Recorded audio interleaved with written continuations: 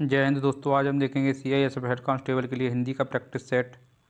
तो स्टार्ट करते हैं। क्वेश्चन नंबर 1 है हमारा, रात में विचरण करने वाले प्राणी को कहा जाता है। इसको हम निशाचर कहते हैं। निशाचर उन प्राणियों को कहते हैं जो रात में विचरण करके भोजन की तलाश करते हैं। क्वेश्चन नंबर 2, जो खाने योग्य ना हो उसे अखाद्य कहते हैं। क्वेश्चन नंबर 3, जिसके पास घर ना हो उसे अनिकेत कहते हैं। जिसके पास घर नहीं होता उसे अनिकेत कहते हैं। क्वेश्चन नंबर 4, इनमें से कौन सा शब्द गुस्से का समानार्थी नहीं है। राइट आंसर है ऑप्शन सी, अपकर्ष। अपकर्ष का अर्थ अवनति होता है, जबकि क्रोध का पर्यायवाची अमर्ष, गुस्सा और शेष होता है। चलते हैं आगे। क्वेश्चन नंबर 5, इनमें से कौन सा शब्द मद का समानार्थी नहीं है। राइट आंसर है ऑप्शन बी, गर्व। मद का पर्यायवाची शब्द अभिमान, असीमता, अहंकार, अहंभाव, आत्मनिर्भरता, गर्व, घमंड, दंड आदि होते हैं, लेकिन गर्व मद का पर्यायवाची नहीं है। चलते हैं आगे। क्वेश्चन नंबर 6, जिन भाववाचक संज्ञाओं के अंत में क्वेश्चन नंबर 6 हट होता है उनका लिंग होता है स्त्रीलिंग। क्वेश्चन नंबर 7, पुल्लिंग संज्ञा के स्थान पर स्त्रीलिंग कर देने से काला विशेषण का क्या रूप होगा। काला विशेषण का स्त्रीलिंग होगा काली। राइट आंसर है ऑप्शन 4। क्वेश्चन नंबर 8, कव्वाली शब्द में कौन सा लिंग है। कव्वाली शब्द में हमारा स्त्रीलिंग है, ऑप्शन बी। लिंग की परिभाषा अनुसार संज्ञा के जिस रूप में उसके स्त्री या पुरुष जाति के होने का बोध होता है उसे लिंग कहते हैं। क्वेश्चन नंबर 9, संज्ञा के जिस रूप में स्त्रीत्व का बोध होता है उसमें कौन सा लिंग होता है। उसमें हमारा नपुंसक लिंग होता है, स्त्रीत्व का बोध होता है उसमें। क्वेश्चन नंबर 10 है हमारा, अकारांत स्त्रीलिंग शब्द का बहुवचन बनाने के लिए क्या किया जाता है। इसमें अंत स्वर के साथ ए लगा देते हैं। राइट आंसर है ऑप्शन सी। स्त्रीलिंग अकारांत शब्दों को एक वचन से बहुवचन बनाते समय आ को ए में बदलते हैं, जैसे रात रातें, बात बातें, किताब किताबें, सड़क सड़कें। चलते हैं अगले क्वेश्चन पे। उर्दू शब्द सौदा का बहुवचन में क्या रूप होता है। उसका रूप परिवर्तित हो जाता है। उसके रूप में कोई परिवर्तन नहीं होता है, बहुवचन में उसके विकल्प का प्रयोग किया जाता है, उसके अंत में गर लगा देते हैं। राइट आंसर है ऑप्शन ए, उसके रूप परिवर्तित हो जाता है। चलते आगे। क्वेश्चन नंबर हमारा 12 है, हिंदी में मैं का बहुवचन है। मैं का बहुवचन हम। क्वेश्चन नंबर 13, निम्नलिखित में से कौन सा कथन अशुद्ध है। कुछ शब्द भावना के कारण बदुआ बहुवचन में ही आते हैं। व्यक्तिवाचक अकारांत पुल्लिंग संज्ञाओं का रूप बहुवचन में बदलते हैं। कुछ अरब बहुवचन शब्दों का प्रयोग हिंदी में एक वचन में होता है। बुढ़िया का बहुवचन बुढ़िये रूप अशुद्ध है। इसका राइट आंसर है ऑप्शन बी, व्यक्तिवाचक अकारांत पुल्लिंग संज्ञाओं का रूप बहुवचन में बदल जाता है। कुछ शब्द भावना के कारण बहुवचन में प्रयुक्त होते हैं। कुछ अरबी बहुवचन वाले शब्दों का प्रयोग हिंदी में एक वचन में होता है। ये दोनों वाक्य शुद्ध हैं। Right answer option B. चलते आगे। चरण कमल बंदो हर्राई, इन काव्य पंक्तियों में कौन सा अलंकार है। ऑप्शन बी, रूपक। इनमें रूपक अलंकार, क्योंकि चरणों का तुलना कमल से की जा रही है। यहाँ पर चरणों का कमल के समान ना बताकर उन्हें कमल की एक रूपता दी गई है।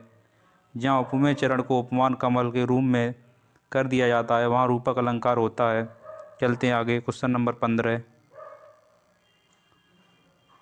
बांधा था बिंदु को किसने इन काली जंजीरों से, मड़ी वाली फड़ियों का मुख क्यों भरा हुआ हीरों से। इन पंक्तियों में कौन सा अलंकार है। यहाँ हमारा अतिशयोक्ति अलंकार है, बढ़ा चढ़ा के बातें की जा रही हैं। क्वेश्चन नंबर 16, इनमें से कौन सा कथन पूरी तरह तत्पुरुष समास से संबंधित है? तत्पुरुष समास से इनमें प्रायः उत्तर पद प्रधान होता है तत्पुरुष समास में। Option C. क्वेश्चन नंबर 17, जिस समासिक शब्द में पूर्व पद और उत्तर पद गौड़ होता है और कोई तीसरा पद प्रधान होता है वहाँ कौन सा समास होता है? इसका तो उत्तर शायद ही किसी का गलत होने वाला है, बहुब्रीहि समास। अनुरूप में कौन सा समास है? क्वेश्चन नंबर 18, अनुरूप में अव्ययी भाव समास है। अनुरूप का समास विग्रह जैसा रूप वैसा है। क्वेश्चन नंबर हमारे चलते हैं आगे। अत्योचित का सही संधि विच्छेद है। राइट आंसर है हमारा अथा धन उचित। चलते हैं आगे। क्वेश्चन नंबर 20, विद्यार्थी का सही संधि विच्छेद है। विद्या धन अर्थी। क्वेश्चन नंबर हमारा 21, नाविक का सही संधि विच्छेद है। नौ धन इक। Option C. चलते हैं आगे। क्वेश्चन नंबर 22, व्यवहार का सही संधि विच्छेद है। व्यवहार का हम यहाँ देखेंगे विव धन हार।